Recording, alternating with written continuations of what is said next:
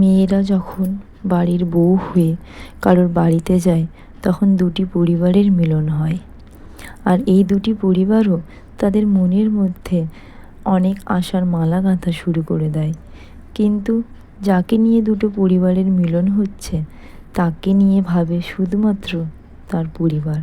আর এই ভাবনা ততদিনই বরকরার থাকবে যতদিন মেয়েটির পরিবার থাকবে। আর যদি কোনো মেয়ের পরিবার না থাকে তাহলে তো তার প্রতিটা দিনই জাহান্নামের এক একটা দিনের মতো করে কাটবে। যদিও আমরা এখনও কেউ জাহান্নামের স্বাদ পাইনি, তাও দুনিয়ার দুঃখ, কষ্ট, যন্ত্রণা আমাদের কাছে জাহান্নামের আযাব বলেই মনে হয়। মেয়েরা তার সব কিছু ছেড়ে একটা অচেনা পরিবারে চলে যাওয়ার সিদ্ধান্ত নিয়ে নেয় শুধুমাত্র তার পরিবারের কথা শুনে। আর পরিবার সেই অচেনা পরিবারকে নিজেদের কলিজার টুকরাটাকে দিয়ে দেয় বিশ্বাসের সম্পর্কের উপর ভরসা করে। সবাই বলে বিয়ের মাধ্যমে দুটো পরিবারের মিলন হয়, কিন্তু সত্যিই কি তা হয়? বিয়ের পর ছেলেরা তো বলে তারা নাকি অনেক বড় ভুল করে দিয়েছে বিয়ে করে। আর মেয়েরাও বলে থাকে আসলে একটা বিয়ে টিকে থাকে একটা ছেলের উপর নির্ভর করে। তার কারণ হলো বিয়ের পর ছেলেরা তিনটে পরিবারে বিভক্ত হয়ে যায়।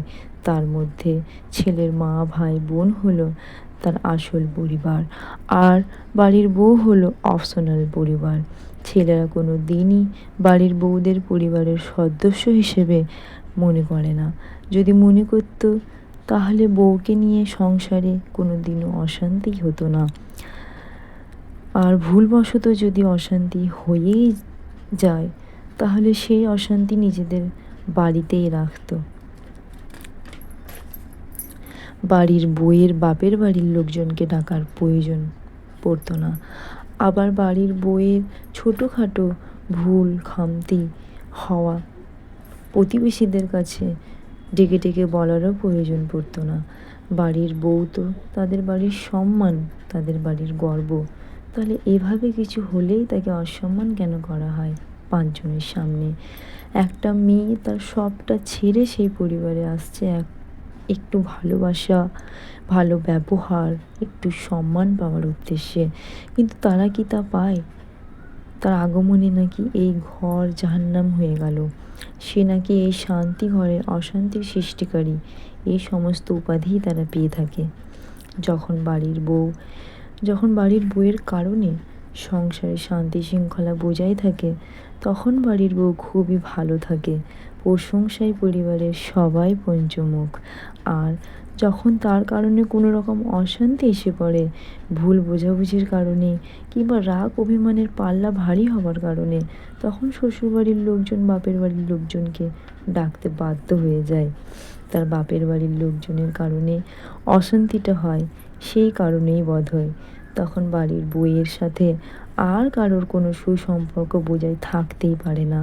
তার সাথে সম্পর্ক জোড়া লেগেছে এই ভেবেই তারা নিজেদের ঘৃণিত অনুভব করাতে থাকে। তখন বাড়ির বউ আর বাড়ির বউ থাকে না, শুধুমাত্র থাকে সে তার বাপের বাড়ির একটা নোংরা মেয়ে, একটা অসম্মানিত পরিবারের অসম্মানিত মেয়ে, যে এত বেশি পরিমাণে তাদের মাথা ব্যথা হয়ে ওঠে যে বাড়ির বউকে তারা চোখের সামনে থাকা তো দূরের কথা, তারা তার সাথে জড়িত কোনো কথাও নিতে পারে না। ঘৃণায়, রাগে তারা এত পরিমাণে ক্ষুব্ধ হয়ে ওঠে যে তাকে বাপের বাড়ি না পাঠালে তারা হৃদয়ে শান্তি খুঁজে পায় না। তাই তারা যখনই সংসারে অশান্তি হয় বাড়ির বউকে নিয়ে, তখন তারা বিনা খরচে বউয়ের বাপের বাড়ি পাঠানোটাই বেটার মনে করে। বাপের বাড়িটা বেছে নিয়ে তারা নিজেদের মাথা ব্যথা দূর করে। ঠিক যেমন মেডিসিনের মাধ্যমে মাথা ব্যথা দূর করে,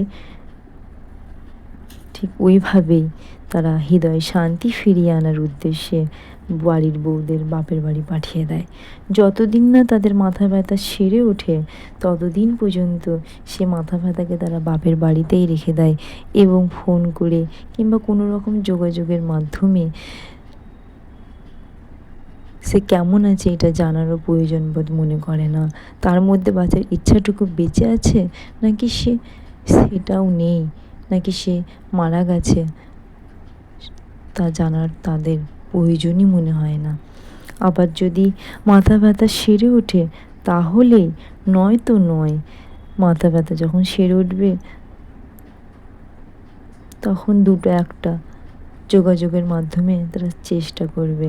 আর যদি মাথা ব্যথা না সারে তাহলে ডিভোর্সের মাধ্যমে চিরবিদায় দিয়ে দেয় মাথা ব্যথাটাকে। আর এদিকে একটা মেয়ের যে তার বাপের বাড়িতে থাকাটা কতটা অসম্মানের হয়ে ওঠে তা তারা বুঝেও বুঝতে চায় না। একটা মেয়ের জন্য অনেক কষ্টকর বিষয় হয়ে ওঠে তার বাপের বাড়িতে থাকাটা। এদিকে চিন্তায় মেয়ের পরিবারের দিনের পর দিন ভেঙে পড়তে থাকে, এই ভেবে যে এত ধুমধাম, এত টাকা পয়সা খরচা করে মেয়ের বিয়ে দিলাম এই দিনটা দেখার জন্য। আমার মেয়ে কি কোনোদিনও সুখের মুখ দেখবে না? তার নসিবে কি কোনোদিনও সুখ জুটবে না?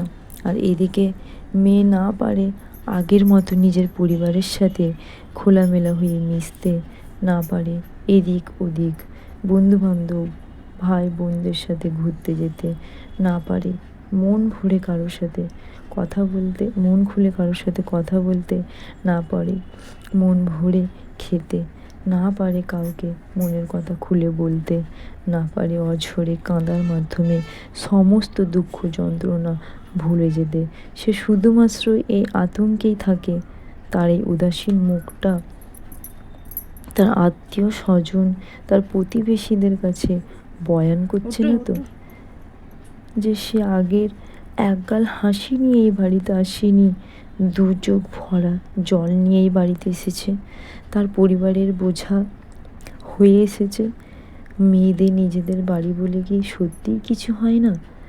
মেয়েদের পরিবার বিয়ে দিয়ে বলে এটা আজ থেকে আমাদের রাজকন্যার ঘর, আর তার কয়েক মাস পরই বাপের বাড়ি